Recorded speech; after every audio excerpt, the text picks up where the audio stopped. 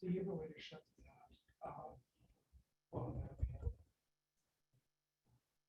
Yeah.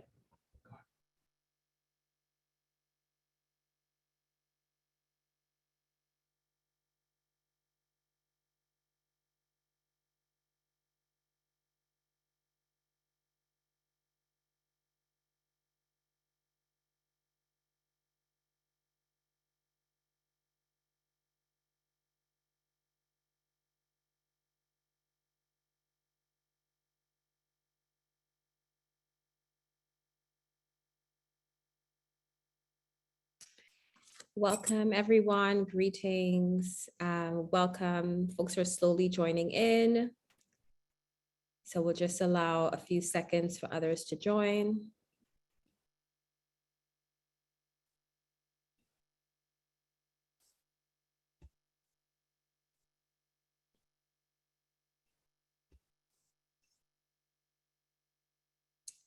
Welcome. Greetings, everyone. My name is Kimberly Phillip, and I am a National Human Rights Representative with the Canadian Union of Public Employees, also known as CUPE. And welcome to this evening's event that is being hosted by CUPE, the International Solidarity Committees of both CUPE Ontario and CUPE British Columbia, CUPE BC. We are really, really grateful that you took time out of your schedules to be with us today as we have these ongoing conversations about what it means to be in solidarity with Palestinian people, with Palestinian workers, and with the global movement calling for the boycott, divestment, and sanctions of Israeli goods to support Palestinian freedom and Palestinian liberation. We are really, really grateful that you are here with us this evening. As we are gathering, Indigenous land defenders are reeling from yesterday's violent attack by the RCMP, as the RCMP breached two structures at Coyote Camp on Casique territory, where they violently arrested Gitmitin spokesperson Slado, along with Denise Wu's daughter, and several other unarmed Indigenous land defenders. And all of this is on behalf of TC Energy's proposed Coastal GasLink pipeline project. At the height of the invasion, there was a media and communications blackout that was enforced at gunpoint, cutting contact from the outside world.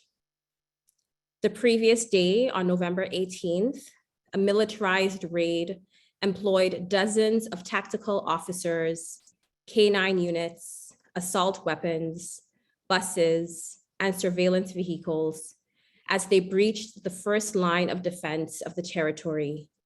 They made 15 arrests, and those arrests included 2 elders, 3 legal observers, and 1 journalist. All eyes are needed on Wet'suwet'en as the genocidal violence continues, and they are asking for solidarity from across Turtle Island. What does it mean for an increased presence of land acknowledgements when everyone is saying land acknowledgements, territorial acknowledgements? What does it mean to engage in that act when colonial violence continues unchecked? Let us keep this in mind as we reflect on the territories that we are currently residing on, working from, living on, that we now occupy. And I think about my placement here on Treaty 13 lands, where the current treaty holders are the Mississaugas of New Credit First Nation. The territories that we have the privilege of living on, this is not our home. These are the homes of many Indigenous peoples and nations. And it is incumbent on us to really think about and to really act in deep and radical solidarity. I just want to remind you of a few guidelines before we dive into tonight's conversation. At union meetings, at CUPE meetings, we remind members and staff of the principles and values that help ensure a harassment-free and violence-free space. This shows up in our equality statements, and it also shows up in our code of conduct. This evening, we will not be reading the code of conduct or equality statement, but we just want to invite you all to really act in ways that honor, respect, harassment-free spaces, courage, and deep compassion. And we want you to know just upfront that no harassment or disrespect or any form of discrimination will be accepted or tolerated in this space this evening. And that's for all of our safety and all of our well-being. So with all of that said, I'm now going to invite Fred Hahn and Karen Ranaletta to speak. Fred Hahn is the president of CUPE Ontario, and Karen is the president of CUPE BC. And I'll now pass it on to the two of them to provide some opening and welcome remarks.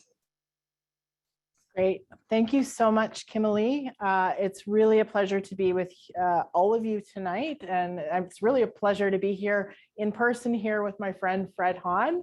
I want to acknowledge that we are here together on the unceded territories of the Musqueam, the Squamish, and the Tsleil-Waututh Nations, colonially known as Vancouver. Again, my name is Karen Ranaletta, and as president of CUPE BC, it's my pleasure to welcome all of you and our colleague Rory Gill as well from the National Executive Board, as well as the panelists and all the organizers. I want to thank you for being here with us today on this webinar, talking about solidarity with Palestinian people and workers and the BDS movement. This is a really important conversation for us to have, especially ahead of resolution number 70 at the CUPE National Convention, which starts next week. And I want to just take a minute to read the resolution, because I think it's important to understand the context of what we're going to be doing. And so the resolution says that CUPE National will support the Palestinian people's right to self-determination and their demands to, 1, end Israel's military occupation and colonization. 2, grant Palestinian refugees their UN stipulated right to return to their home and properties. 3, recognize full equality for Arab Palestinian citizens of Israel. And number 2, work with unions and civil society to demand the Canadian government to exert pressure on Israel to stop violating international law, end building and expanding settlements in the occupied Palestinian territories, and ethnic cleansing of Indigenous Palestinians.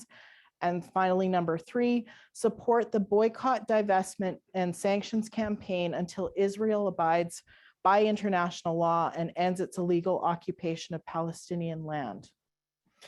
I want to point out that this is a really great moment in our history of having both the CUPE Ontario and CUPE BC International Solidarities come together on this important, issue that's really has a long history of support in both of our regions. CUPE BC has a long history of supporting Palestinian rights. I pulled up all the policy that has hit the convention floor year after year after year, and that has been supported year after year after year. As I look at all the bullet points, I'm not going to read them all, but I will say, the flavor is, at the end of the day, we are calling for, we oppose the economic boycott of Gaza, the collective punishment of Palestinian people, and support the end of Israeli occupation and the illegal settlement of the West Bank, Gaza, and East Jerusalem. We condemn the peace role of the US between Israel and Palestine. And most recently, in 2018, we passed a resolution to support the No Way to Treat a Child campaign that exposes the widespread and systematic ill treatment of Palestinian children in the Israeli military detention system, and oppose Israel violating international law by illegally detaining Palestinians and depriving them of their basic human, civil, and political rights. These are positions that CUPE BC has proudly taken. Personally, I just want to say I've learned a lot from the CUPE members who went on a delegation to Palestine a few years ago. And that, to me, was extremely meaningful. And some of those relationships that occurred between the CUPE folks and the unions on the ground there are relationships that we carry forward today. And so, and you're going to hear more from that from Rory later, I'm sure. So, at the end of the day, the connections with trade unions on the ground in that region of the world are ones that our organization, it's important to us. We are united in our struggles for human rights, for labor rights, and for better global and foreign policy. And Kimberly, with heeding your words that talking about what's going on up north here in the province of British Columbia, we're a lot more united in solidarity than I think we kind of think it is. And so on that note, I'm going to pass it over to my friend Fred Hahn, who also has some words for us. We just need a minute to sanitize the microphone. So thank you as we webinar in this world. Fine, that's great. All right. Thanks. Thanks so much, Karen, and thank you all. My name is Fred Hahn. I'm the president of CUPE Ontario, and I want to start by bringing greetings and welcome you all on behalf of the 280,000 members of CUPE in our region. And also on behalf of our region, I want to echo how great it is to be joined by comrades from the CUPE National Executive Board and by our staff from the Human Rights Department like Kimberly and many others, and by activists from our union who have been ensuring that the collective work of our international solidarity continues, whether that be in BC or here in BC or in Ontario. As we gather to discuss this, the ongoing solidarity and partnership between Palestinian people and the international labor movement, I also wanted to take a moment to remind us that for members in CUPE Ontario, this is not a new issue. For more than 15 years, our members have been committed to solidarity with Palestinian trade unionists. We've been joined by CUPE BC and many other unions in Canada and around the globe. It actually started in 2001 at a World Conference Against Racism in South Africa, where delegates from Palestine worked together with delegates from South Africa to replicate their successful strategy of organizing a global boycott, divestment, and sanctions campaign in order to apply pressure to the state of Israel to end the apartheid of Palestine. In 2005, Palestinian trade unionists led the way to the adoption of an official BDS call, and that was put out to international labor organizations and to trade unions all over the world. And it was shortly after that, in 2006, that a resolution came to the floor of a CUPE Ontario convention asking our part of CUPE to support the international BDS campaign until the state of Israel recognizes the Palestinian right to self-determination. Despite growing backlash in right-wing media and powerful pro-Israel lobbyists, CUPE Ontario delegates not only adopted that resolution, but adopted it unanimously. They set the bar high for the rest of the Canadian labor movement. And I'm pleased to say that since that time, we have continuously renewed our commitment to BDS and to justice for Palestine. And that support of Palestine has become the norm in labor Canadian trade unions. The Canadian Postal Workers Union, the CUPW, and the Canadian Public Service Alliance of Canada, two other large public sector unions, as well as Unifor, the largest private sector union in the country, have all adopted similar positions. Many federations and associations and unions in Quebec have also done so, as have many other student unions, and the Canadian Labour Congress adopted a policy in support of boycott, divestment, and sanctions this last April, in April of this year. The community, and of course, there are many community coalition partners, many that we know and work with and respect, like Idle No More and Black Lives Matter, who've also joined this call. Many unions from across the globe, international organizations like Amnesty International, the International Federation of Human Rights, the Human Rights Watch, to name just a few, have recognized the inhumane and illegal treatment of Palestinian people by the state of Israel. In the labor movement, we have a saying that goes like this: an injury to one is an injury to all. That solidarity and support is not meant only for the members of our union alone, and it doesn't end at the borders of the land that we call Canada. So I want to say thank you to the members of the CUPE Ontario and the CUPE BC International Solidarity Committee for helping to organize this event so we can talk more as trade unionists and as CUPE about what we can do what we must do to support our comrades, our brothers and sisters in Palestine, and as we continue to oppose apartheid regimes in Israel or anywhere in the world. Thank you. I'll turn it back to you, Kimberly. Thank you, Fred, and thank you, Karen. Before I invite our speakers to share, I just want to read a quick excerpt from a poem written by Asia Monet. And this poem is titled We Are, and she wrote this as she was inspired and continues to be inspired by the work of Mahmoud Darwish, who was a Palestinian poet. And Asia says, "Move not for reason, but love. Any law that deviates from this is as cruel as it is ancient.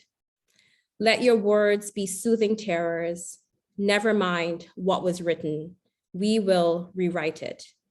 An idea of freedom is all we know." So with that, I have the pleasure of inviting Rory Gill as well as baby Zoe. I think it's important to acknowledge her presence. And Rory is going to be speaking to us for about 10 minutes. Rory has worked in the public sector with the City of Calgary since he joined the Parks Business Unit as a seasonal parks laborer in 1997. In 2006, he became active in his local union, CUPE 709, the Calgary Civic Foremen's Union. He joined the local executive in 2011 and was later elected as the local's vice president in 2012 and then the president in 2014. At the same time, Rory was active with CUPE Alberta Division and its advocacy work for CUPE members across the province. He was then elected president of CUPE Alberta in March 2019. Rory was born in Aberdeen, Scotland, but moved with his family to Calgary as a child, where he now lives with his partner, Tiffany, and is the very proud father of their daughter, Zoe, and his children, Callum and Liam. Rory traveled to Palestine with the CUPE delegation in July of 2018. And this evening, he's going to be speaking to us about his experience as part of that CUPE delegation to Palestine in 2018. And his absolute certainty that the occupation is maintaining a settler colonialist apartheid state that can only be ended through fully supporting the Palestinian people's national liberation struggle with international BDS. So with that said, I will pass it on to Rory. Thank you so much, Kimberly. And as Kimberly has said, I've been joined a little unexpectedly with my daughter Zoe, so I may have to stand up at some point, so I apologize in advance for that, folks. But Zoe is a seasoned activist. She began marching very early on, and will continue to do so. And she's actually quite seasoned at Zoom meetings as well. So it's lovely to be with you all tonight. I would say that as Kimberly has said, I work with CUPE Alberta. I'm a proud member of CUPE Local 709. I live in Calgary, which is the traditional territories of Treaty 7. And of course, the peoples who make up that are the Blackfoot Confederacy, the Kainai, the Piikani, the Siksika people, also the Ayaksi Nakota people, and of course, the people of Métis Region 3 and the Tsuut'ina people as well. And I'm speaking to you tonight from the homeland of the Musqueam people, the Squamish people, the unceded territories, I should make that clear. And of course, also the Selk'nam people, as Karen has already said, and what we refer to as Vancouver. Some of you may be wondering, and Kimberly alluded to it, what's the guy from Alberta doing at a Solidarity, Palestinian Solidarity Forum? And I think the main reason I'm here is that I was fortunate enough to be part of CUPE's first delegation to Palestine and Israel in July of 2018. And I remember very clearly, on that delegation, I was proudly joined by Andrew Ledger, Aaron Boxdale, Connie Sorio, Kelty Cameron, CUPE's International Solidarity Officer, and our incredible facilitator and guide, Lisa Arnold of the Australian Palestinian Action Network. And I remember when Kelty called me in March of 2018 to ask if I would like to go on the delegation. I said yes before she finished the question. When she mentioned it was Palestine. Palestine and the Palestinian solidarity and the struggle for Palestinian national liberation has been something I've been interested in from a very early age. And I remember very clearly in the summer of 1982 when I was 12, becoming aware of the Israeli invasion of Lebanon, the encirclement of Beirut, and of course the horrible massacres at the Sabra and Shatila camps in the September of 1982 by the Falange militia, closely allied with the Israeli Defense Forces. So I was very passionately interested in Palestinian solidarity and national liberation. But I will say, and I'm going to talk about this as concisely as I can, because of course we have Anna here tonight and Mo, and who have experiences that we must learn about. But I wanted to go, but I can tell you, having been there, and it was not for a very long time, it was 13 days, but seeing the situation in Palestine changes you. And that was something that a member of the Irish Senate observed in 2018 when Ireland passed the law that said they were no longer going to accept economic goods from inside the occupied territories. But once you've seen the occupation, it does change you, even though you can be a passionate supporter of Palestinian liberation. Because once you see the systematic and quite chillingly scientific methods of oppression practiced by the Israeli state against the Palestinian people, you no longer will say things like it's a complicated situation. And that was one of the things I used to say, because yes, Palestine must be free, but it is complicated. It's not.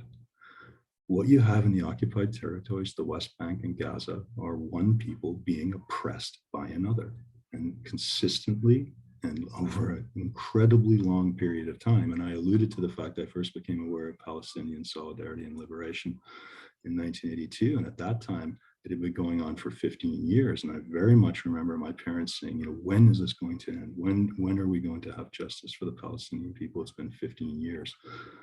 Well, it's now been 54 years, 2 years longer than I've been alive. So when is this going to end? And that's why we're here tonight. So I want to give you just some of the observations that I was able to make as a person, traveling in Palestine, and then talk, as Kimberly alluded to what I think we can do about it as a labor activists and people in Canada. So the occupation begins pretty much from the second that you enter Palestine. And myself and the other folks in the delegation, we didn't fly into Ben Gurion Airport. We went to Amman, Jordan. And then we crossed by land at the Allenby crossing, going into the West Bank. And when that happens, you will be unaware that you are entering Palestine. It is an Israeli customs post, an Israeli security check, and there is no acknowledgement whatsoever that you are entering Palestinian territory. And there is never any acknowledgement that you are in Palestine, except when you are talking to Palestinian people. One of the things that we were told, that was reinforced with us, it was very important when we were speaking to, people working for the Israeli state and the Israeli Defense Forces, not to mention the word Palestine, to not say that. And that would mean that, because it would stop things very quickly. So that was one thing I kept in mind. But you're keenly aware when you're there that you're in Palestine, because you can see Palestinian people with you, and they are the most amazing folks in the world.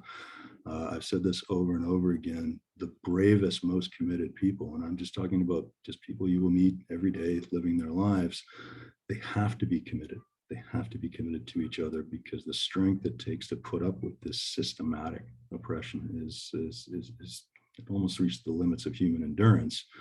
And as we know, that situation is particularly acute in Gaza. And we're actually 1 year past the point where the United Nations said that people could live in Gaza. Think about that. We're 1 year past that. And then the encirclement continues, and the attacks continue. And, when people, approach the wall, they're shot dead. Unarmed people. So that's the situation in Gaza. It's a little bit better in the West Bank, but not very much. And when you're there, you're again keenly aware that you're constantly under surveillance. And at any point in the occupied territories, the Israeli Defense Forces can be in force in about 5 minutes. Doesn't matter where you are, what you're doing. They can see you, either physically or through electronic means, and they can be there within 5 minutes. And that is a simple fact. So you'll quite often hear, that, well, it's again a complicated situation within the occupied territories. It's very dangerous. It's very violent. There's no opportunity for us, for people to interact on a peaceful level. Well, to a certain extent, that's true, but it's not because of the Palestinian people. It's because of, I say, that the constant military presence and surveillance of the Israeli Defense Forces. And again, you're constantly aware of this when you're traveling, because of course there are settlements throughout the West Bank. And when you're there, you're aware of who's in charge very much and whose word goes. And it is Israelis and the Israeli state and the Israeli Defense Forces. Particularly acute if you visit Hebron. Within the center of Hebron, there are Israeli settlements, right in the city center. And there are what they call sterile zones.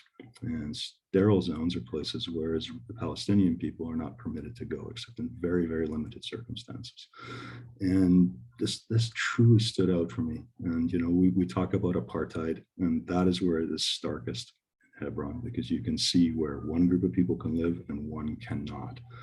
And I can tell you, and I've told this story before, that we had a photographer with us, Ahmed, incredibly brave guy, just a wonderful person to spend time with. But he took one of the bravest decisions and perhaps most foolhardy decisions I've seen. And I don't use that word lightly, because I think it was very, very important to him. But he had grown up in the West Bank and he had not been able to walk through the center of Hebron. So he took advantage of the fact that he was with us and did it. And I was really scared for him, because I really liked him and I wanted him to be okay, and thankfully he was. But that decision could have really, it wouldn't have had any effect on us, being from Canada. Let's be clear about that. We would have been sent home and that would have been about it. But for Ahmed, it could have been, really impactful. But that's the sort of bravery that I got used to seeing from Palestinian people, and just, a simple walk could have changed the course of his entire life. But we were able to get through that. So when you think about what the situation is and how Palestinian people have to live, it becomes starker and starker the longer you spend there. And again, I was there for 13 days, but it became obvious to me, and quite again, within the first 3 or 4 hours of being in Palestine, what the situation is. There is physical attempts to separate people. We talked about the apartheid wall. It started to be built in 2006. It is, in some places, a 50-foot concrete wall. And its rationale was to stop people from entering Israel with ill intent. Again, nothing could be further from the truth. I've seen the apartheid wall. It's used to separate people. It's used to demoralize people, and it is used to intimidate. And I can also say that one of the things I saw when we were in the West Bank, just outside of Ramallah, was we were a thin side of the wall. It was maybe 200 meters away. But we were standing on the remains of a Palestinian apartment building, which had been completely razed to the ground by explosives and bulldozers within sight of the wall. So there was no way, shape, or form that the people who lived there could have entered. I mean, they were under surveillance. They were within sight of a 50-foot wall.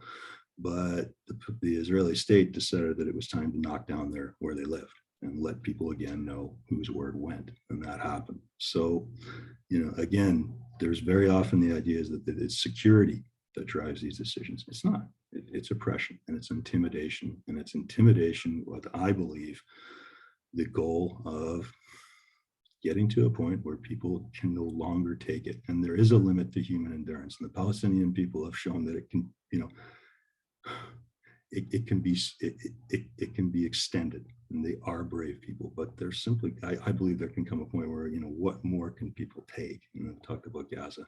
So I think the Israeli state has one thing in mind, which is to make the areas unlivable, to get the majority of the people to leave. And then the people left over will be, in a truly oppressed state and, used for economic reasons. And then that will be the point. And then, Israel at that point, and they're very close to it, formally annex the place, because they can say that the people they were worried about being Palestinian people are no longer there. And that is my own, analysis of the situation, but it's based on what I've seen, and I'm keen to hear what others think. So the question really becomes, with this level of oppression, what can be done? And I'm a proud QP member. And one of the reasons I'm so proud of being a QP member is I know the history of the BDS movement, and it was taught to me, by members of 3903 and 1281 and other brave QP locals that have been in the forefront of Palestinian solidarity and national liberation support. So it was students at the University of Toronto who really first, during Israeli Apartheid Week in the early 2000s, who put this idea forward, who made the connection that what was happening in Israel and Palestine was an apartheid state, a colonial settler apartheid state, and that the time had come for us to use the tactics of fighting apartheid, in the South African context, in the Israeli context. And, Fred has talked about the brave decision made by Keep Ontario in 2006 to support this movement and the other trade unions that have signed on. But I simply can't emphasize enough that if people are looking for something that they can do is to learn about boycott, divest, and sanctions and become part of it. And, Karen's talked about the resolution that I hope, very much hope, will make convention floor when we start convention on Tuesday, our national convention, and we can support this and we can take the decision that Keep Ontario made at the division level nationally. Because unless we can convince people that they can make a personal action and not support Israeli companies and companies that are in the occupied territories and use that as a critical mass to get disinvestment, and it works. I can tell you, it absolutely works. The boycotts have led to large corporations stopping investment in the occupied territories. And of course, the next step is to get to that critical mass and convince governments that we need to have sanctions and we need to change the Israeli state's policy towards the people that it occupies. Until that time, we're not going to get anywhere. We just aren't. And I believe that. And if there was some other solution, I would talk about it. But I just, I've seen this, and I say I'm 52 years old. A little baby, 2 older kids, but there we go.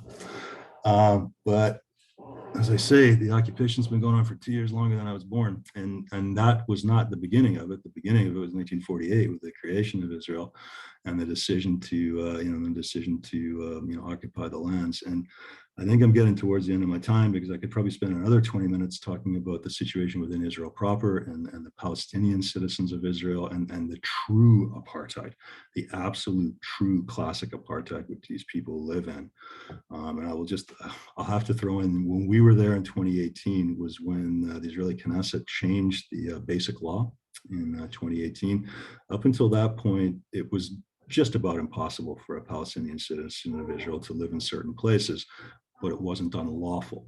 The Israeli government at that point decided they'd had enough of skirting around the issue, and they made it unlawful. And so the changes to the basic law, and I'm going to emphasize this, are truly analogous to the Group Areas Act that you would find in South Africa from the 1950s until liberation in the early 1990s. So I think folks can see sometimes I get quite passionate about this and go on and think about what I want to say, but essentially I want to emphasize it is not a complicated situation. It is oppression and repression aimed at driving people from their homes. There is a way for us to support them. There is an effective way to do it. It's to learn about BDS and to support BDS and to stand with the Palestinian people in solidarity and support national liberation, which I will do. And I will finish by saying just about everybody I spoke to in Palestine, and I'll tell you something else, when you're there, you meet 5 or 6 people every day who are the greatest activists of your life and they charge you up. So it is that kind of place. But everyone I talked to said, thank you for coming. Just tell people what's going on. And that's what I wanted to do. And I hope I've done that effectively, but I'm very much looking forward to hearing from Anna and Mo, who are probably much more organized than me. So thank you, folks. Thank you so much, Rory. And I'm just so honored to be working for CUPE members who insist on having these conversations and not falling into this false idea that to critique the state of Israel is to be anti-Semitic. When we critique the state of Canada, we are not somehow racist towards Canadians. And similarly, when we critique the policies of a nation state that continues to insist on apartheid rule and apartheid practices, we are not being anti-Semitic. And so I am just deeply honored to be serving CUPE members across Canada who continue to bravely have these conversations. So with that said, I'd love to invite Anna Lipman to the conversation this evening. Anna is a 3rd-generation Ashkenazi Jewish migrant on Turtle Island and 1st-generation settler in Canada. She's a PhD student in the sociology department at York University. Anna's research looks at identity and how young people's thoughts about themselves are influenced by the world around them. She's particularly interested in how young people use hip hop to build resiliency and mobilize for social justice and the influences of race, gender, and class. Anna organizes with several groups in Toronto, including Standing Up for Racial Justice, also known as SURGE, Independent Jewish Voices, and If Not Now. So Anna, we would love to hear from you as you can shed some light on how labor unions can be in solidarity with Palestinians in Canada. And if you can speak a bit about BDS and the ways in which the Canadian state is complicit in Israeli apartheid. Awesome. Thanks so much for having me here tonight. I'm gonna share my screen with y'all so you don't have to stare at my face the whole time. Yeah, I am super proud to be here, super proud member of CUPE and 3903. I think my union has done some really great work around this issue. And I'm stoked for more labor folks to get into the conversation. So, I think what's really important to note is that labor has always been at the forefront of social justice movements, right? Like, labor's done so much for things like the 40-hour work week, the weekend, workers' comp, maternity leave, things like that, right? Because as workers, we realize that our humanity and our human rights is deeply embedded in how we organize, right? So it's really important to recognize that Palestine and the issues of Palestinian solidarity are really no different than any other social movement that labor gets behind. And we know that this issue of Palestinian solidarity is often framed as complex and anti-Semitic, but just as we heard before, right, this is a human rights issue. This is an issue about settler colonialism, and it's a matter of Indigenous sovereignty, right? And there's really nothing about that that's complex, and there's really nothing anti-Semitic about standing up, for human rights for others and critiquing nation states, right? And so we as labor unionists should care about this issue, not just because it's a violation of human rights and what we stand for, but also because of the ways that we here in Canada are really complicit in Palestinian oppression. So Canada and Israel, they really share the same logic of settler colonialism, right? There's this really deeply ingrained idea in how both Canada and Israel build their nation states as good people who came to an empty place and built it up, right? While completely sort of erasing the history and humanity of the Indigenous people that were in those spaces before, right? So, it's really difficult for Canada to condemn Israel while it's simultaneously upholding the same ideologies and logics right here. And, I think that's an especially salient point today as we're witnessing what's going on in Wet'suwet'en, right? But in fact, Canada is a huge supporter of Palestinian genocide and of the state of Israel.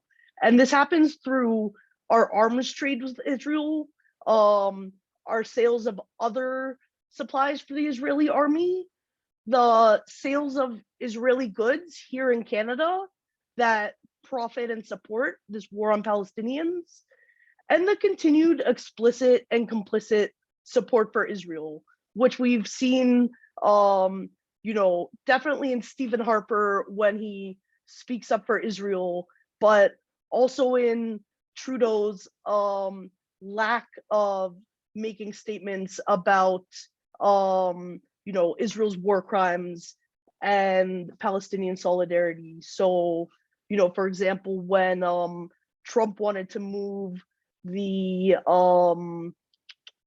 US consulate, and there was mass protests about that. You know, Canada remained silent, right? Because Canada, as a nation state that's founded on colonialism, is really invested in keeping Israel going strong, right? Because it's the same logic that upholds both of these countries.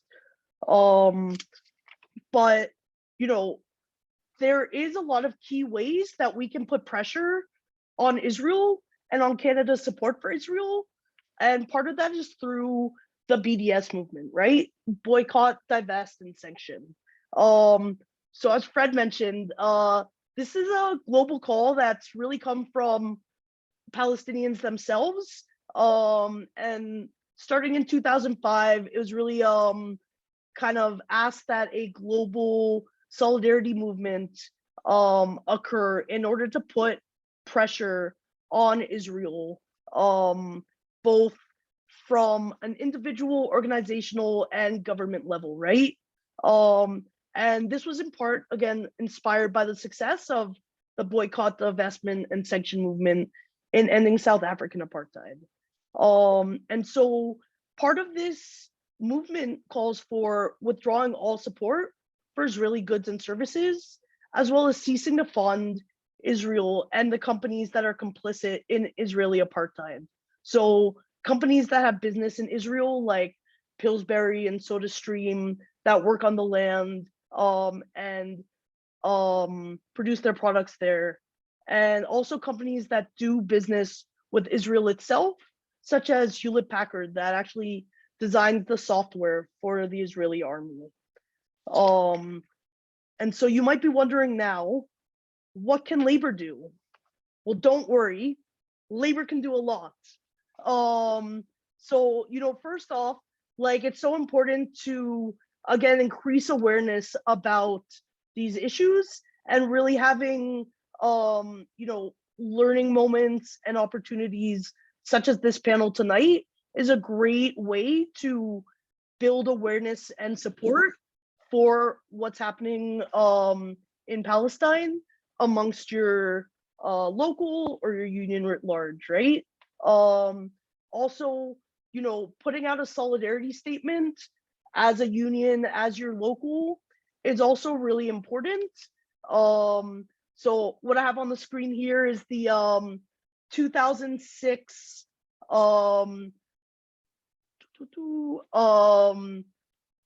sorry, I'm losing my words. Statement that CUPE Ontario put out to support the BDS movement, and a motion that was recently passed by CUPE 3903, so that's my local at York University, to call on York to divest from its investment in arms manufacturing. So, you know, you can recognize like what BDS means in your workplace, whether or not that's, you know, looking into what your company is investing in, what your pension is being invested in. We know that, you know, the Canadian pension plan invests in Israeli apartheid. And so really making a strong statement towards your workplaces and asking them to divest from these supports, right? But also coalition building in your organization is a great way to support this movement as well. So at York University, CUPE has worked really closely with not only the faculty union, but also a lot of student groups like Students Against Israeli Apartheid and York U Divest, in order to really garner large-scale support for these issues and put pressure on our university to follow BDS, right? And so, you know, we've seen these strategies, especially here at CUPE, work really great to build support and put pressure, both here in Canada and abroad in Israel, to support Palestinians and the support for Israeli occupation.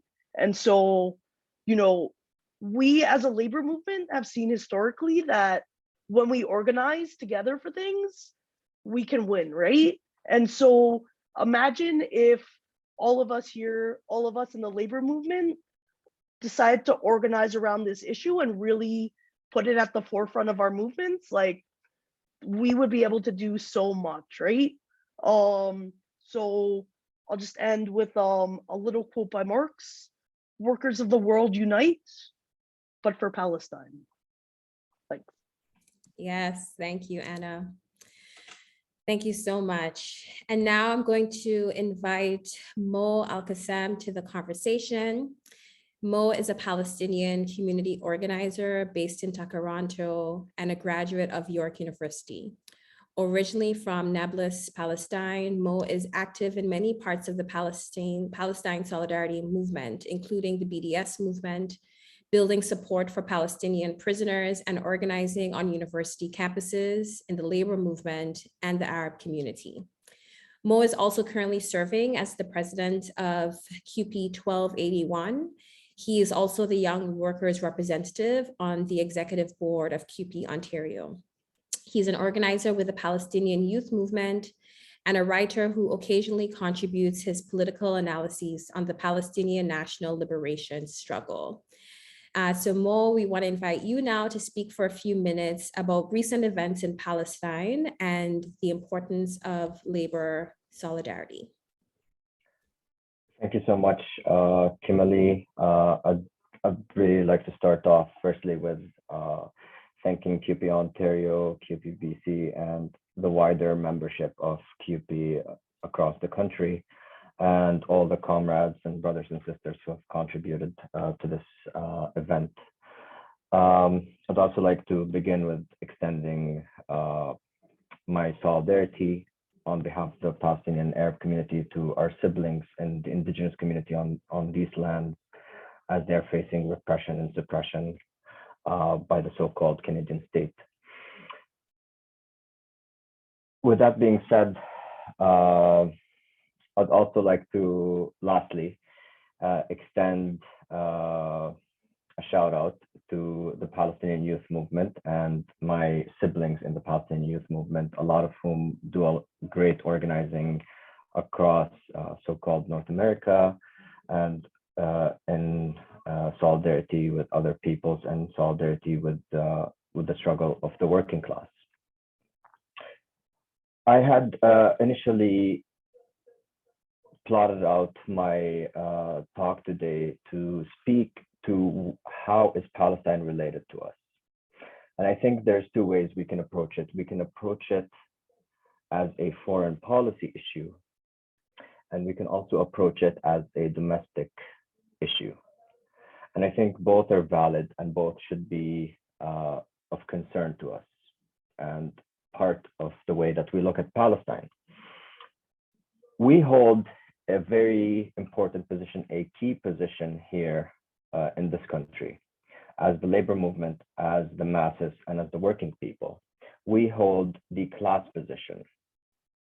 We understand very well that we are oppressed and we are exploited very often by employers and by states, or a state that is unfriendly to workers, and that always seeks to reap the benefits of our labor.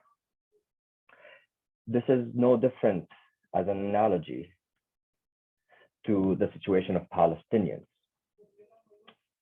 When Palestinians are struggling against the Israeli state, they're struggling, or we're struggling, as part of a class.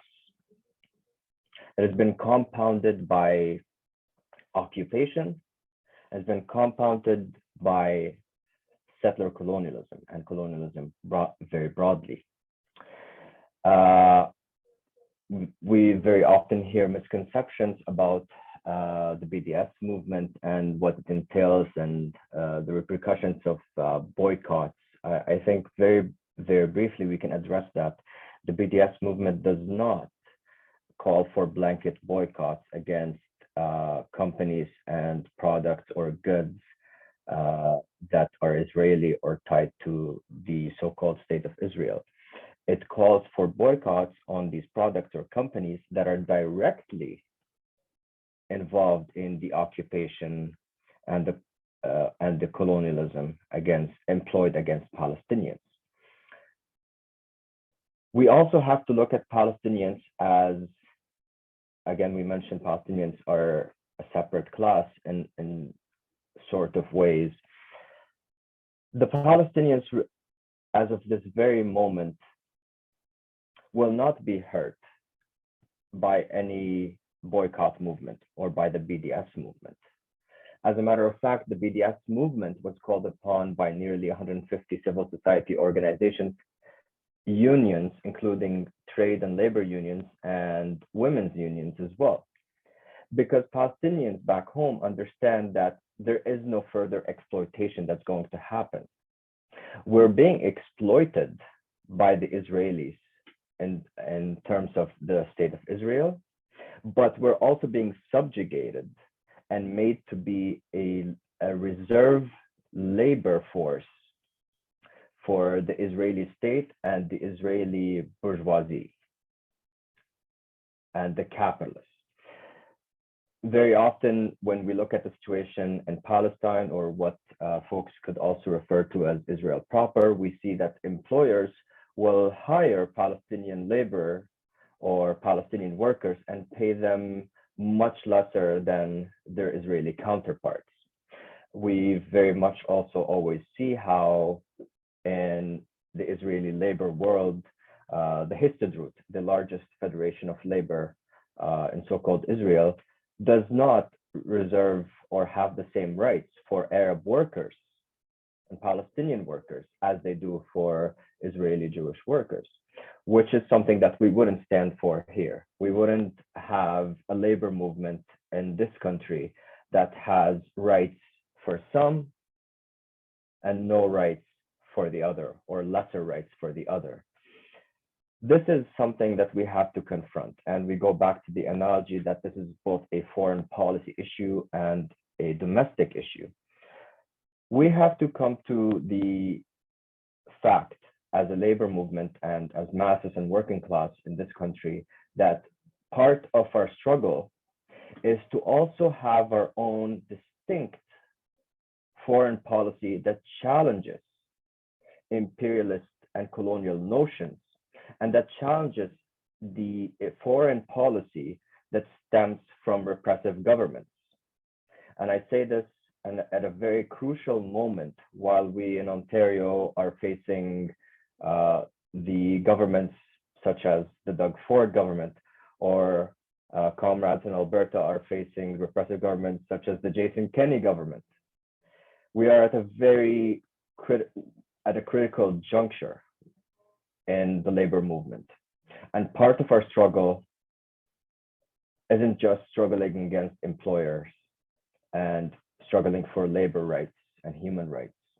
It's also to find that foreign policy that makes the labor movement a real challenge for these so-called governments. It is also a domestic issue, and I know my co-panelists have also hinted at this or have touched on it. The Canadian state and different iterations or governments of the Canadian state have supported Israel, not just diplomatically and politically, but materially as well.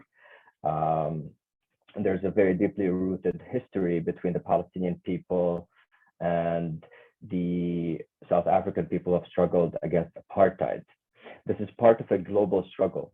We as a labor movement have to be able to challenge apartheid. We have to be challenging occupation, colonialism, and imperialism wherever it may arise. The material, the weaponry that go to Israel do not just appear out of thin air. Very often it is sold to the state by other states, including ones that we live in North America and in the West more broadly. So the labor movement has been one that is situated in a critical juncture, and it's been one that's always held the moral, ethical, and political high ground. The labor movement has been involved in anti-war struggles. We could go as far back as the Vietnam War and how the labor movement has contributed to ending that war and challenging that war. We could look back at the labor movement and the student movement as well, that has challenged the support for the apartheid regime and employed in South Africa. And today, Palestine is that litmus test.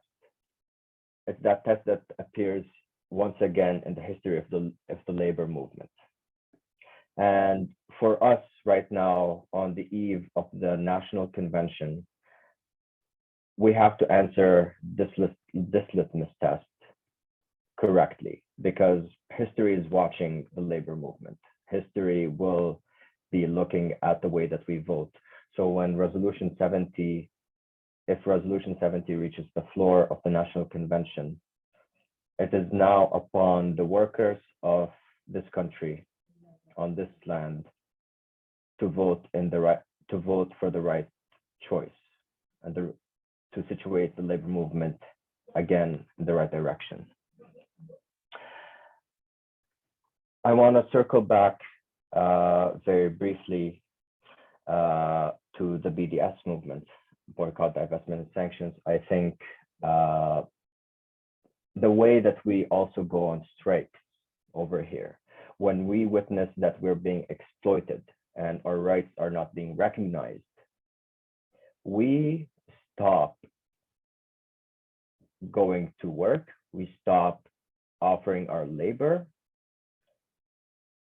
and we ask that the employer, that the state recognize our rights, and that the peoples in solidarity with us recognize our rights. This is very similar to how the BDS movement is deployed. The BDS movement is very much like a picket line. The Palestinian people are no longer willing to be exploited anymore. And we're asking peoples in solidarity with us to not cross this picket line. It's a very simple concept that we have every day in labor. We're not willing to cross a picket line if a fellow worker is on strike. And as we've heard before from Brother Fred, Comrade Fred, an injury one is an injury to all. And even that, if that injury is occurring at home, or if it's occurring hundreds or thousands of miles away, it's still an injury to us over here. So I urge you that when this resolution comes up, when BDS comes up, we have to make the right choice and vote yes for BDS, and yes for human rights, and yes for national liberation. I will end my talk here. Thank you very much for this opportunity. Much appreciated. Thank you, Mo. Thank you so much. Thank you to all three of you, Rory, Anna, and Mo, and thank you to Fred and Karen as well. We're going to open it up for a group discussion. So welcome back, Karen and Fred. So I've been looking at the Q&A to pull out questions. There were a number of comments, and as we mentioned earlier in the chat, the Q&A is not meant for comments, but questions directed to the panelists. And I just want to remind folks, earlier I talked about some of the guidelines and principles that we would like to operate from. And so talking about a harassment-free zone, mutual respect, solidarity, keeping in mind all of those things. I am not going to be addressing some of the comments in the Q&A because I'm going to make the decision as the facilitator and determine that they do not fall along some of those principles and guidelines. So with that said, there is a question around how to address the splits in the community when it comes to the conversation around Israel and Palestine. And so there was a question directed to Anna, but I'm going to ask all of you. Essentially, how do you address some of the polarizing ways that some people interpret this conversation or take this conversation?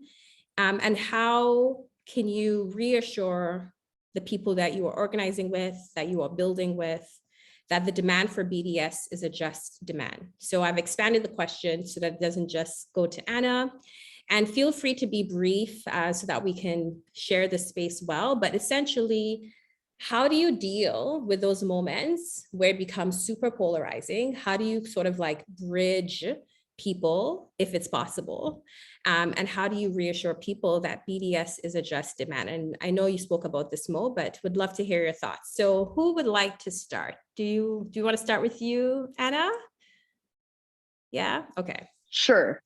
I think that, you know, it comes down to this idea of mutual safety and solidarity, right? And part of that means that anything that, you know, says that myself, like as a Jewish person, cannot be safe unless someone else's safety, like the Palestinians, is taken away, and it frames it in this like zero-sum sort of game where, you know, our humanity is at odds with each other.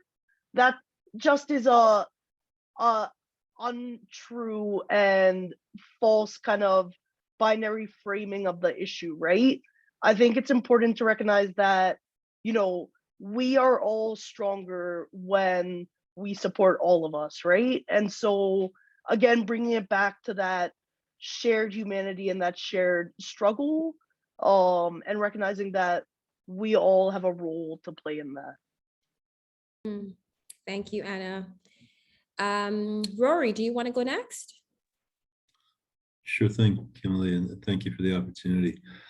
I think the first thing I want to say is that as a trade union activist, as a human being, I recognize that anti-Semitism is a real thing, and it is a scourge, and it is a worldwide scourge, and we need to confront it whenever it comes up. We need to do that as a union, and we need to do that as people. And you know, I think there could be an argument made that perhaps the trade union movement, and you know, has not been as forthright as we can, and we must confront anti-Semitism. That being said, and Kimberly, you quite eloquently spoke about this earlier on, Israel is a nation, and Israel is a government, and Israel has the fourth largest military in the world. And I believe that as Israel is a country, and it is a nation, and it makes decisions. And you know, it's you know, its citizens, and we should acknowledge this. 95% right now of its citizens back what's going on, and that's another reason that we need to work so hard on BDS, you know, to get a change there. But I met many people in Israel who don't support, and Israelis who don't support what their government and their military is doing. And I met people who had left the IDF because they could not support it, and they knew what was going on. They knew it was oppression. So it is the possibility to confront governmental decisions, national decisions, and separate that from identity. And I don't pretend that part of it's easy. You know, I've talked about the you know, the non-complicated issue of the occupation. I understand there's complexities, and that's an understatement when we are talking about anti-Semitism and how it affects us all. But I truly believe we're talking about the actions of a state. And as I say, I will confront anti-Semitism wherever it is, and I'll stand up against it, and I'll stand with those fighting it. but I also have to acknowledge the actions of the Israeli state and what it does on a daily basis, which is oppress the Palestinian people. Thank you, Rory. Mo, and then we'll end with Karen and Fred. Yeah, I completely agree with my fellow co-panelists and their answers. I would also like to add that I think BDS and the fight for Palestinian national liberation and the fight for self-determination elsewhere globally is also part of the fight against anti-Semitism. And I completely agree. Anti-Semitism is something that we need to confront wherever it may appear, wherever it may come up. The very important part here is that BDS and the Palestinian National Liberation Movement, or the Palestinian Liberation Struggle, make the very important distinction between a political movement, which is Zionism, and Judaism, which is a religious identity and ethno-religious identity. We understand the difference. We refuse the conflation that is used cynically to repress other peoples, and not to speak for other folks in the same tone, but many other comrades and siblings from the Jewish community also make that distinction, and they reject the conflation, which is a very important part. And this distinction and the rejection of the conflation is part of the Palestinian National Liberation Movement, and it is it's for us seeking to live side by side with other folks, with comrades, with siblings, under the same rights.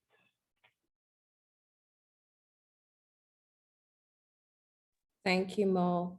Karen and Fred. There we go. Thank you so much to all of you for your strong answers. I'm going to not take up too much time, except to say that what I've been thinking about and listening to today, and particularly this important question that Kimberly has raised about, as working people, so many, we are encouraged to be divided against one another in so many different ways. We are seeing this certainly at this moment in the pandemic, where people are encouraged to be divided against each other. We have seen it when it comes to the poison of anti-Black racism. We have seen it when it comes to all forms of discrimination. What is important, I think, to refocus on here is that, in fact, we see it when our members go on strike. I really appreciate it. Mo's helpful and a strongly important analogy here, that we actually have to work with our own members when our own members go on strike sometimes, because they feel as though they're being inconvenienced and they're kind of upset. It's because we are surrounded by messages that encourage us to think only of ourselves. As a union, we have this opportunity, though, when our members become union members, to help to understand that our way of succeeding as working class people here and around the world is based on this principle of solidarity, on the understanding that we must stand together. And that when people ask for our help because they are suffering an injustice, part of our job is to provide whatever solidarity we can for them. It's connected so deeply to the work we all do as trade unionists.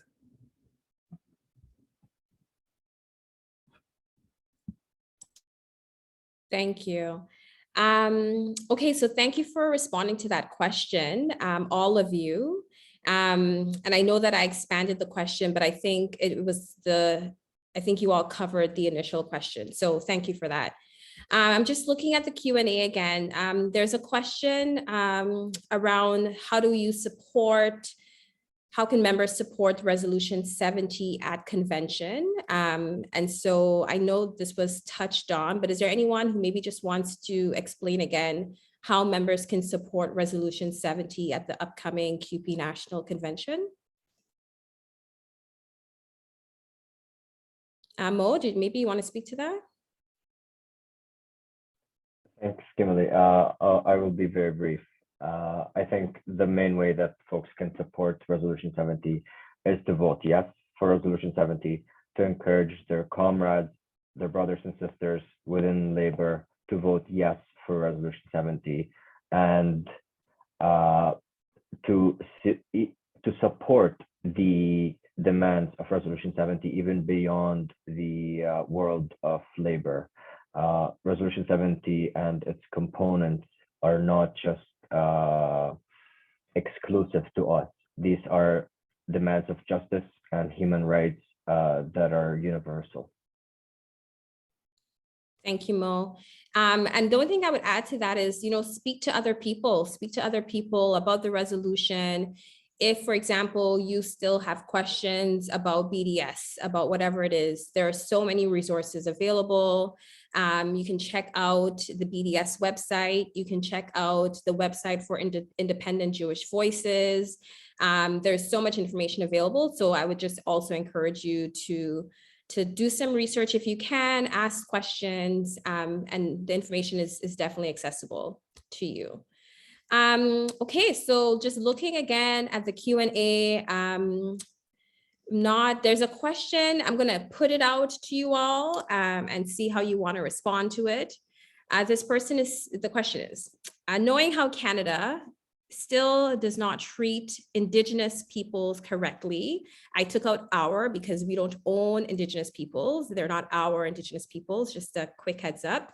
So knowing how Canada still does not treat Indigenous people correctly and still has policies that are unfair to Indigenous peoples, would you support other countries creating a BDS movement against us, I guess in Canada? And would you support non-Indigenous Canadians, people living in Canada, to eventually leave the land? That's a big one. I just wanted to put it out and see if anyone wanted to address it. Yeah, Rory. Oh, do you want to go first though, or I went first before, so please go ahead, Rory. Anna, are you good, or you want to go? Or okay, I would just say that. Okay, I talked about the length of time that I've been aware of Palestinian solidarity. The injustice, and that again is another understatement I've used today towards Indigenous people, has been going on again much longer than I've been alive.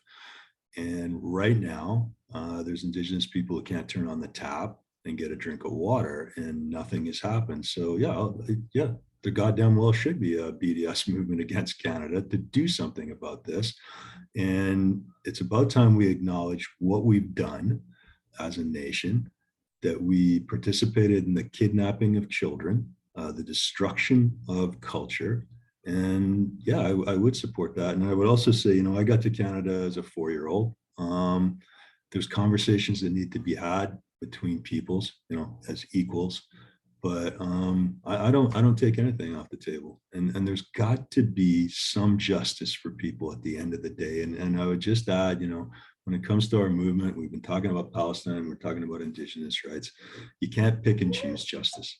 You have to confront it. And sometimes you have to have conversations you may not like, and then you may not be able to conceive. But yeah, I don't think anything's off the table. Thanks, Rory. Mo, yeah, and then Fred. I completely agree with Brother Rory's comments. I would also like to say that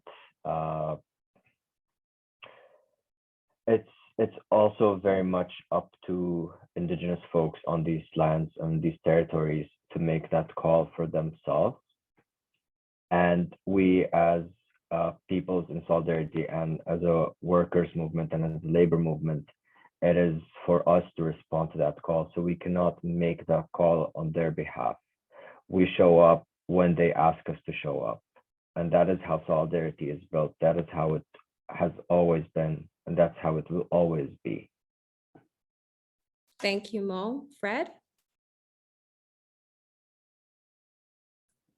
I'll just quickly add that the way in which colonization and imperialism unfolds in different places can have, of course, differences. Mo said it eloquently, but the key difference here is that What Indigenous people have asked us to do here is to decolonize our minds and decolonize our structures and to actually seek real reconciliation in a much different way. Conflating these two things is, when we're talking about colonialism, it can be understandable perhaps, but it's an important distinction. But I just want to circle back to the point that Kimberly made at the beginning, that we are, in fact, all of us being asked to do what we can to express solidarity with those in what was that today, and land defenders in other parts of this land. I think that there are real differences that we must be guided by. There are similarities in colonialism, but there are real differences. And our job in relation to is I really try to be guided by our Indigenous members and leaders from community groups and what they are asking us to do here in reversing the colonialism that's happened in this place. Great, thank you, Fred. Anna, did you want to add anything? Karen, or good? I'll just say that I 100% agree with everything everyone said. And I think it's important to recognize that, there were Jews living in Israel before, or in Palestine before 1948, just like the same way that migration is a natural part of who we are as humans, right? So it's less about where people live and more about really that state sanctioned and ideologically bound oppressive and colonial system, less so than I think the bodies on the ground, although that's part of it. But it's about that oppression and that system of oppression that goes far beyond just living somewhere, I think. Yes, thank you, Anna. Thanks, everyone. Okay, so again, I'm looking at what looks like questions in the Q&A. And I just want to get you all, and whoever feels capable to speak to this, if you can maybe speak to what it means to understand Israel as a state, as a nation state, and to not do so. So for example, there's a comment that speaks to the BDS being an intentional attack to dismantle the Israeli state. And so I'm wondering if all of you can maybe just speak, or whoever feels capable, doesn't have to be all of you, if you want to speak to what it means to legitimize the state of Israel or not. Does that question make sense? Yeah, okay. Mo? I thank you so much, Comrade Kimberly. I disagree with the notion that BDS is deployed to dismantling the Israeli state or the so-called Israeli state. I think the BDS demands are very direct and very explicit, and so that it calls upon it to respect international and humanitarian law. It is, moreover, it is not about the Jewish state or non-Jewish state or any sort of religious or ethno-religious state. We are seeking a state, call it whatever you may want to call it. We are seeking a state where people are living under equal rights, side by side. Call it what you will. I'm speaking to the attendees and to the participants and to the listeners. Call that state what you will. Call it Canada, call it Israel, call it the United States, any other state on earth. What we ask for is very simple: equal rights for everyone. It's not about dismantling any state. And if that state will be dismantled because there was a call for equal rights and for human rights, then maybe that state was set up on a wrong foundation to begin with. So the leadership of that state has a lot of self-reflection to do. Thank you. Thank you, Mo. So just want to remind folks that the Q&A, it's meant for questions and not comments. So I'm happy that people are engaging, but just want to remind you about that. So I guess what we can do now is maybe just see if folks want to just provide some closing remarks before we close. We have about 8 minutes left before we wrap up tonight's webinar. So maybe what we'll do is start with Karen and Fred, then we'll go to Rory, and then Anna, and then Mo. Okay, so just some closing remarks to share with the folks who are still with us. Karen and Fred. All right. I just want to again thank our international solidarity committees. I think this is the start of something that is much needed in this union, and bringing our regions together to talk about solidarity across the globe is really important. And nothing is more pertinent than the issues that are occurring for our friends in Palestine. And so when Resolution 70 does hit the floor, I certainly encourage all of our delegates to vote yes. Make sure you push the pro mic button right away as soon as you can, if you want to get in line and speak. And like I said, I really hope that that international solidarity committees across the country can come together so that we can build solidarity amongst ourselves to do more and to be active in supporting the positions that we take on the convention floor. Thank you. Thanks. So Fred, you're good? Yeah, okay. And Rory, do you want to go next? Yeah, thank you, Kimberly. And just before I will be brief, and my comrades on the NEB are laughing at that. But I want to thank you, Kimberly, Anna, Mo, Farid from the International Solidarity Committee on Keep Ontario, of course, the International Solidarity Committee of KPBC. This is such an important thing, and it's a webinar, and you know, well, what does that mean? But this is a brave thing to do, and you know, and I can't thank Keep Ontario and KPBC enough, and of course Mo and Farid and Anna for speaking tonight, because you know, it can be daunting, and then there's a lot of stuff against this. But I talked about it a little bit earlier.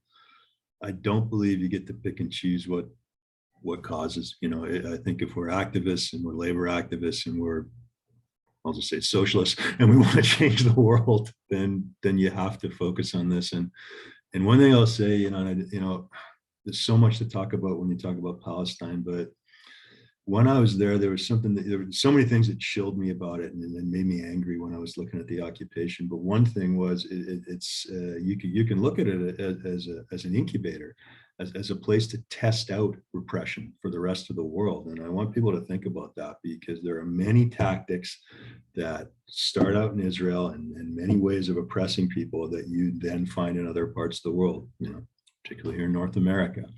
And the reason I'm talking about this is I have been asked many times before I went to Palestine, after I came back from Palestine, why do you keep talking about this?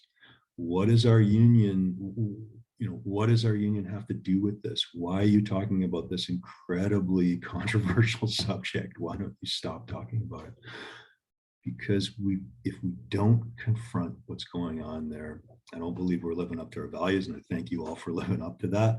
But I'll tell you, it's coming here next. Okay, and I know that sounds a little bit, maybe a little bit ominous, and maybe, you know, it's a question, what are you thinking about, Rory? But I had that feeling so strongly. And what we are confronting as trade unionists is a concerted effort over many decades to oppress working people, to oppress the vast majority of the population. And I am standing against it and will stand against it. But yeah, the place to confront it is in Palestine and Israel, and then we can confront it here as well. So thanks for everybody for being here tonight. Thank you, Rory. Anna? Yeah, thanks so much to QP and the co-panelists for having me tonight. It's always so great to get to talk with folks about these issues. I think one final thought I'd like to leave the room with is just I think it's really important as Jewish people to recognize the way that anti-Semitism, as real and as daunting and as important and impactful as it can oftentimes be used as this sort of boogeyman to get Jews to isolate themselves from others, right? And I think that we see this particularly in the case of Israel and Palestine, where Jews are constantly being told that our humanity and our safety is directly in conflict with others, right? But I think that we know, from the labor movement, from other social movements, that we're stronger together, right? And it's really that solidarity that brings us safety. Yes, thank you so much, Anna. And Mo. I don't have too much to add. I think my fellow co-panelists, QP Ontario, QP BC, QP Alberta, the whole QP nationally, much appreciation to all of you and all of the staff persons who have contributed to this. I urge folks, comrades and siblings to make the right choice. Even beyond this, I urge you to always be on the side of labor, be in your labor movement, be on the side of human rights, be on the side of justice. The fight doesn't end at one resolution. A resolution is just a singular part of our struggle. So we'll be side by side in that struggle for decades to come. And I hope to see all of you in person. I hope to continue the fight and the camaraderie alongside all of you. Thank you. Thank you, Mo. Thank you, everyone. In the words of Black feminist June Jordan, who is one of my ancestral mentors, she wrote in her poem, Moving Towards Home, in solidarity and with solidarity with Palestinian peoples. And she said, I was born a Black woman, and now I am become a Palestinian. Against the relentless laughter of evil, there is less and less living room. And where are my loved ones? It is time to make our way home. So from the river to the sea, Palestine will be free. And I thank all of you for being with us and for sharing space. And for QP members, we will see you at National Convention next week. Have a beautiful rest of your day, and we will talk to you. Take care.